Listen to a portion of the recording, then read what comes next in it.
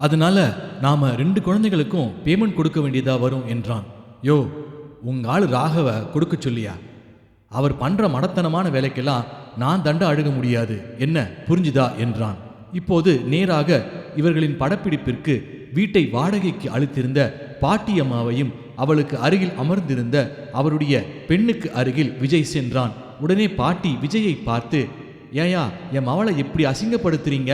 அவ என்ன பார்க்கறதுக்காக வந்திருந்தா, அவளை போய் நடிக்கலாம் அப்படி இப்படின்னு ஆசை காட்டிட்டு இப்போ வேண்டாம்னு சொன்னா அசிங்கமா இருக்கு என்கிறா. மன்னிச்சிடுங்க பாட்டியம்மா, ஏதோ சின்ன பையன் ஆர்வ கோளாறுல சொல்லிட்டான், அவனுக்காக நான் மன்னிப்பு கேட்டுக்கிறேன் என்றபடி அந்த பெண்ணிடம் ஒரு 200 ரூபாயை கொடுத்து செலவுக்கு வச்சுக்கோங்க, எதுவும் மனசுல வச்சுக்காதீங்க என்றதும் அந்த பெண் அமைதியானாள். இப்போது அனைவரும் படப்பிடிப்பு தளத்திற்குள் நுழைந்து படப்பிடிப்பை தொடங்குவதற்கு ஆயத்தமாயினர்.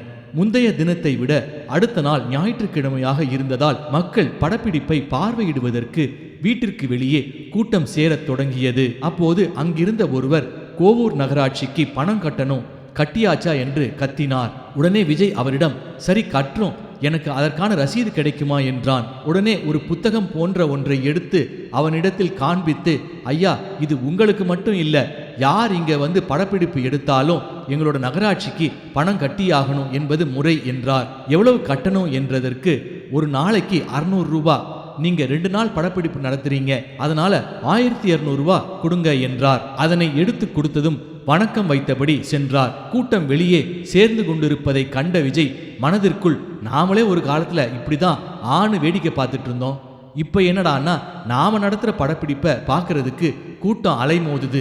கூட்டத்தில் இருந்த அனைவரும் எப்படியாவது பத்மாவை பார்த்து விட வேண்டும் என்ற ஆர்வத்திலேயே காத்திருந்தனர். படப்பிடிப்பில் முதல் இடைவேளை விடப்பட்டிருந்தது.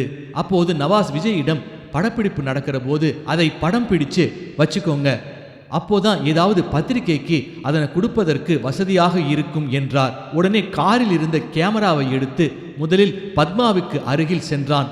பத்மா என்று அவளை அழைத்ததும் நன்றாக சிரிப்பது போல் கேமராவிற்கு போஸ் கொடுத்தாள். நவாஸ் பத்மாவை அழைத்து, இப்போது படுத்திருப்பது போல் காட்சி அளிக்க வேண்டும் என்றார். அவரின் உதவியாளர்களை காச் மூச்சென்று கத்தி புறாக்கள் அனைத்தையும் பத்மாவுக்கு அருகில் கொண்டு வந்து விடுமாறு உத்தரவிட்டார். புறாக்கள் அனைத்துடனும் அவளை படம் பிடித்து கொண்டிருந்த போது புறாக்கள் அனைத்தும் அவளின் பின்புறத்தில் அமர்ந்திருந்தன. நவாஸ் பத்மாவை பார்த்து, pigeons are sitting on your பம், அதனை கீழே துரத்தி விடு என்றதும் விழுந்து விழுந்து சிரித்தாள். பின்பு நவாஸின் உதவியாளர் அரவிந்தை அழைத்து படுத்திருந்தபடி அவளை எடுக்க வேண்டும் என்றார். அரவிந்த் படம் பிடித்து கொண்டிருப்பதை நவாஸ் மானிட்டரில் பார்த்தபடியே, டே இடியட், எத்தனை வருஷம் வேலை பார்க்குற, ஆட்டாம எடுக்க தெரியாதாடா மயிராண்டி என்றார். திரும்பவும் லேசாக அசைந்ததால் பொறுமை இழந்த நவாஸ், அடச்சி கொடு என்று அரவிந்திடம் கேமராவை வாங்கி பத்மாவை படம் பிடித்தார். அந்த காட்சி எடுத்து முடிந்ததும் அனைவரிடமும் முடிஞ்சது பேக்கப் என்றதும்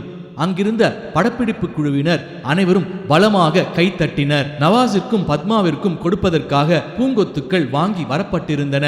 விஜய் நவாஸிடம் இதனை எடுத்து கொடுத்ததற்கு மிக்க நன்றி என பூங்கொத்துகளை கொடுத்தான். அதனை பெற்றுக்கொண்ட அவர், எதுக்கு விஜய் இதெல்லாம் என்றபடி அங்கு படப்பிடிப்பிற்கு வந்திருந்த 2 குழந்தைகளின் அம்மாக்களையும் அழைத்து இருவருக்கும் 500 ரூபாய் கொடுத்தார். பின்பு பத்மாவிடம் பூங்கொத்தை கொடுத்து படம் பிடித்துக் கொள்ளலாம் என சென்றபோது இவனை பார்த்து பத்மா, ஹே எனக்கு 1 ரூபாய் கொடு என்று சிரித்தாள். அதனை பார்த்து அங்கிருந்த அனைவரும் சிரித்தனர். உடனே அவனுடைய பையில் இருந்த பணம் முழுவதையும் எடுத்து, உனக்கு எவ்வளவு வேண்டுமோ எடுத்துக்கோ என்றான். உடனே அந்த பையில் இருந்து ஒரு 100 ரூபாயையும் 1 ரூபாய் நாணயத்தையும் எடுத்துக்கொண்டாள். இருவரும் படம் பிடித்து கொண்டனர். பத்மாவிற்கு அருகில் வந்து காஸ்டியூமர் சுவாமிநாதன், மேடம் உங்களோட ஒரு படம் என்றதும் அருகில் வரும்படி கூறினாள். அதே போல மேக்கப் மேன் பாட்ஷாவும் அவளுடன் படம் எடுத்துக்கொண்டான். ஸ்ரீனி விஜயிற்கு அருகில் வந்து, சார் பத்மா மேடத்தோட உதவியாளர் சித்ரா அவங்க சம்பளத்தோட கொஞ்சம் சேர்த்து போட்டு தர சொல்றாங்க என்றதும் அவங்க சம்பளத்தோட ஒரு 300 ரூபாய் சேர்த்து கொடுத்துருங்க என்றான். சற்று நேரத்தில்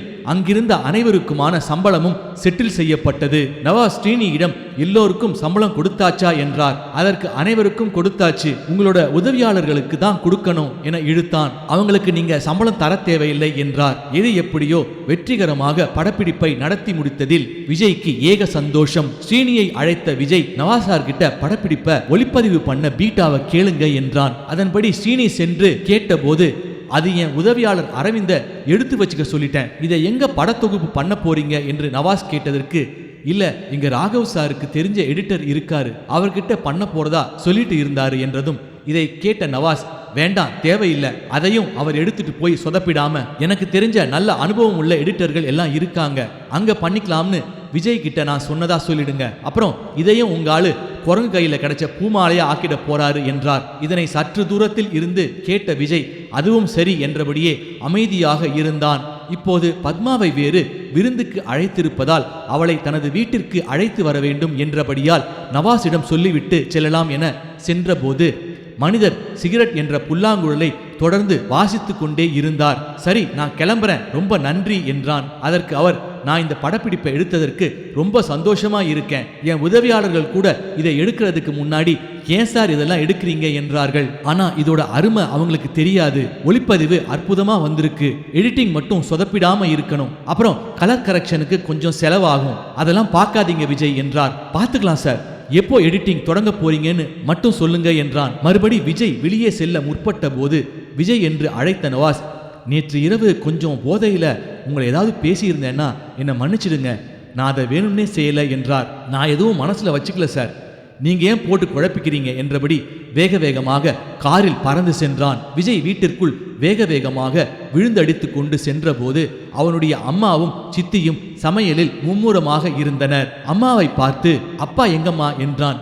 அப்பா அவசர வேலையா இன்னைக்கு சாயங்காலம்தான் டெல்லிக்கு ஃப்ளைட் பிடிச்சு போயிட்டாரு, நான் கூட பயந்தேன்டா அப்பா ஏதாவது சொல்லுவாரோன்னு, நல்ல வேலையா திடீர்னு ஏதோ வேலைன்னு கிளம்பிட்டாரு என்று அம்மா சொன்னபோது அப்பா போய் தொலைஞ்சாரு என்று இருந்தது. அப்புறம் உனக்கு தான் தெரியுமே, சித்திக்கு சினிமா நடிகர்கள் நடிகைகளை அவ்வளோ பிடிக்குமே, அதான் இவளையும் வர சொன்னேன், அதுவும் இல்லாம எனக்கும் உதவியா இருக்குமேன்னு பார்த்தேன், அசைவம் எதுவும் செய்யல இல்லை, ஏன்னா அந்த பொண்ணு ஆச்சாரமான பிராமின், அவ கேட்ட சாம்பாரோட செஞ்சியா என்றதற்கு சித்தியை காண்பித்து, இப்போ அவ தான் சாம்பார்ல போடுறா, அந்த பொண்ணுக்கு கொடுக்கும்போது கொஞ்சம் வெங்காயம் தூவி மேலே சாட் தூவி கொடுக்கலாம், ஏகமா இருக்கும் என்றபடி எப்போ கூட்டிட்டு வர போற என்று சற்று ஆர்வத்துடன் அம்மா கேட்டாள். நான் மேலே போய் குளிச்சுட்டு கூட்டிட்டு வரேன், இந்த ராகவ் பையனுக்கெல்லாம் பத்மா நம்ம வீட்டுக்கு வரத தம்பி போய் சொல்லிட போறான், அவன் நம்ம வீட்டுக்கு வரது யாருக்குமே தெரியாது, சொல்லி வச்சிடு என்றான். அவனுடைய சித்தியை பார்த்து, சொல்றேன்னு தப்பா எடுத்துக்காத, அந்த பொண்ணுகிட்ட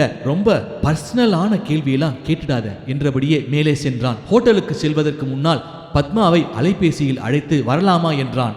அவளும் ரெடியாக இருப்பதாக தெரிவித்தாள். ஹோட்டலின் வாசலில் காரை நிறுத்தி அலைபேசியில் அவளை அழைத்து தான் வந்திருப்பதாக தெரிவித்தான். அதனை அடுத்து சிகப்பு நிற சில்க் புடவை அணிந்து கொண்டு செக்ஸியாக வெளியில் வந்து நின்றாள். இவனுடைய கார் நிற்பதை பார்த்ததும் அருகில் வந்தபோது கார் கண்ணாடியின் வழியாக அவளை பார்த்து கை அசைத்ததும் கதவை திறந்து உள்ளே ஏறிக்கொண்டாள். பத்மா உள்ளே ஏறியதும் இப்போது நடப்பதெல்லாம் கனவா அல்லது நிஜமா என்பதை போன்று விஜய்க்கு மிகுந்த ஆச்சரியமாக இருந்தது. இப்படி யோசித்துக் கொண்டிருந்தவனை பார்த்து பத்மா, என்ன ஆத்துக்கு கிளம்பலாமா என்றாள். கார் சற்று நேரத்தில் அவனுடைய வீட்டை சென்றடைந்தது.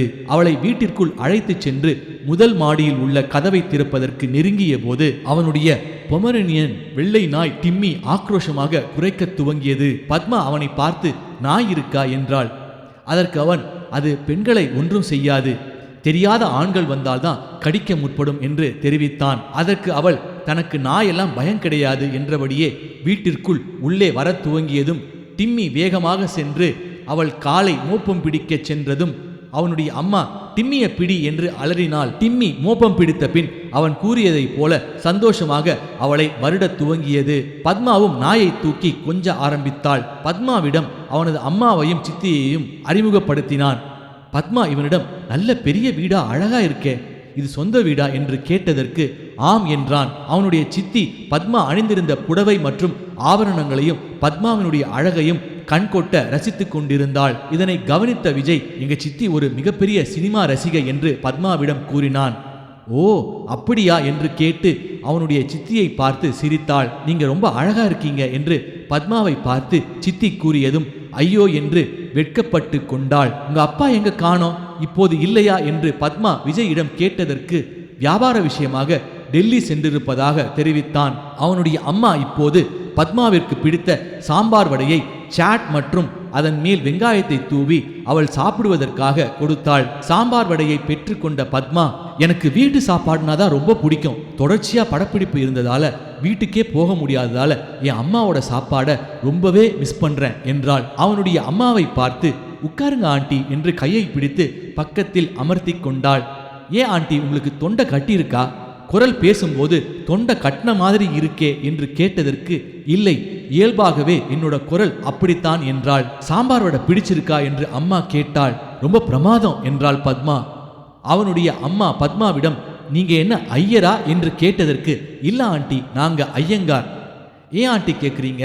உங்க பையனை கட்டி வைக்கிறதுக்கு கேட்குறீங்களா என்று பத்மா சிரித்து கொண்டே கூறிய போது சற்று அம்மா திடுக்கிட்டாள். பத்மா விஜயிடம், உனக்கு 2 தம்பி இருப்பதாக சொன்ன, அவா எல்லாம் வெளியே போயிருக்காளா என்றாள். விஜய், உன் அறை எங்க?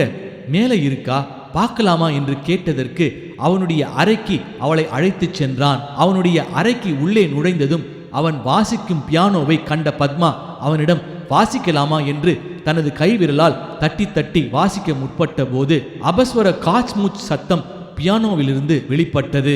நீ வாசித்து காமி என்றாள். அதற்கு அவன் சில மேற்கத்திய பிரசித்தி பெற்ற ஃபியூரலைஸ், மென்யூட் மற்றும் ஜேஸ்பாக் இசையமைத்தவைகளை வாசித்து காண்பித்ததும் சற்று பிரமித்து அவனையே பார்த்து கொண்டிருந்தாள். பத்மா அவனிடம், நீ வாசிச்சா மட்டும் அப்படியே அழகழகான பாடல்களா வருது, ஆனா நான் வாசிச்சா மட்டும் ஏன் கோரமான சத்தமா வருது? எனக்கு கொஞ்சம் பியானோ வாசிக்க கற்றுக்கொடு என்று கெஞ்சலாக கேட்கத் தொடங்கினாள். அதற்கு அவன் அவளை உட்கார வைத்து அவளின் கைகளை மெதுவாக தொட்டு கையையும் கை விரல்களையும் இப்படிதான் வச்சு பழகணும் என்று கற்றுக் கொடுக்க தொடங்கினான். அப்போது பத்மாவின் கைபேசி ஒலித்தது. கைபேசியை எடுத்த அவள், வேர் ஆர் யூ என மறுமுனையில் இருப்பவரிடம் கேட்டாள். பின்பு தனது கைபேசியை விஜயிடம் கொடுத்து இங்கிருக்கும் முகவரியை தனது மேனேஜர் சஞ்சயிடம் தெரிவிக்கவும் என கூறினாள். அக்குரலை இவன் கேட்டபோது நல்ல திமிர் பிடித்த காட்டமான குரலாக அது தோன்றியது. உங்க முகவரியை சொல்லுங்க என்று அதட்டலான துணியுடன் விஜயிடம் கேட்டான். தனது முகவரியை விஜய் அவனிடம் கூறி முடித்ததும் பத்மாவிடம் கைபேசியை கொடுக்க சொன்னான். அவளை உடனடியாக கீழே வரும்படி கூறியதற்கு, இல்ல, இந்த விருந்தை முடித்துவிட்டு செல்லலாமே என்று சஞ்சயிடம் கூறியதற்கு, இல்லை, அவர்கள் மிகப்பெரிய தயாரிப்பாளர்கள், அவர்கள் படத்தில் வாய்ப்பு கிடைப்பது மிகவும் கடினம், அதனால் உனக்கு கிடைக்கக்கூடிய வாய்ப்பை நீயே கெடுத்துக் கொள்ளாதே.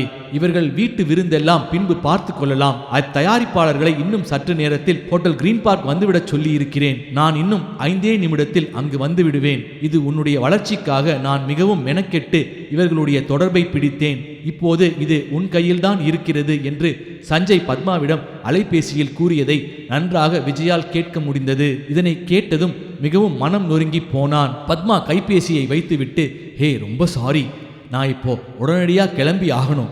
திடீர்னு நான் சென்னையில் இருக்கிறது தெரிஞ்சு பெரிய தயாரிப்பு நிறுவனம் என்ன அவர்கள் படத்தில் புக் செய்வதற்கு பார்க்கணுமா? அடுத்த முறை சென்னை வரும்போது கட்டாயம் நான் உன் வீட்டுக்கு வரேன் என்று சொல்லிக் கொண்டிருந்த போதே கைபேசி மறுபடியும் ஒலிக்க துவங்கியது.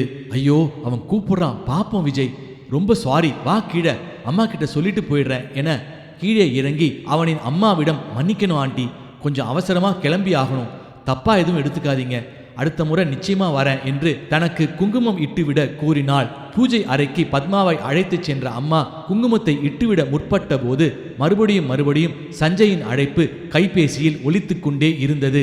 விஜயின் சித்தியும் திடீரென பத்மா சாப்பிடாமல் கிளம்பியதால் மிகவும் ஏக்கமாக குங்குமம் இட்டு விடுவதை பார்த்து கொண்டிருந்தாள். கிளம்புவதாக சித்தியிடம் சென்று பத்மா கூறியதும், அடுத்த முறை நிச்சயமா வரணும் என்று சித்தி கூறினாள்.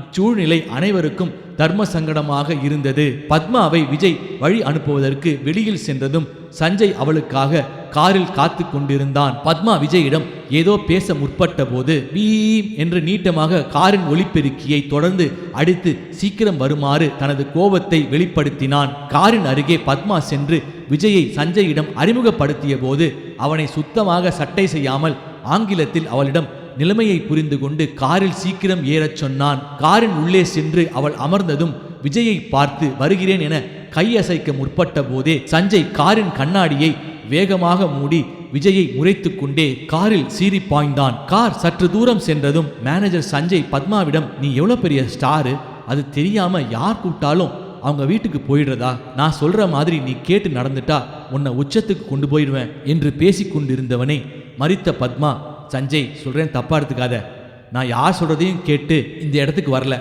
இதன் தொடர்ச்சி அடுத்த பதிவில். இந்த பதிவை கேட்கும் வாசகர்கள் நீங்கள் கேட்பதோடு மட்டும் அல்லாமல் இதனை உங்கள் நண்பர்களுக்கும் அறிந்தவர்கள் வட்டத்திற்கும் பகிருமாறு தாழ்மையுடன் கேட்டுக்கொள்கிறேன். இந்த வீடியோ பிடிச்சிருந்தா லைக் பண்ணுங்க, ஷேர் பண்ணுங்க, கமெண்ட் பண்ணுங்க. அதே போல சப்ஸ்கிரைப் பண்ணாதவங்க சப்ஸ்கிரைப் பண்ணிக்கோங்க. அப்பதான் தொடர்ச்சியா நம்ம போடக்கூடிய எல்லா வீடியோஸும் வரும். அடுத்த பதிவில் சந்திப்போம். நன்றி, வணக்கம்.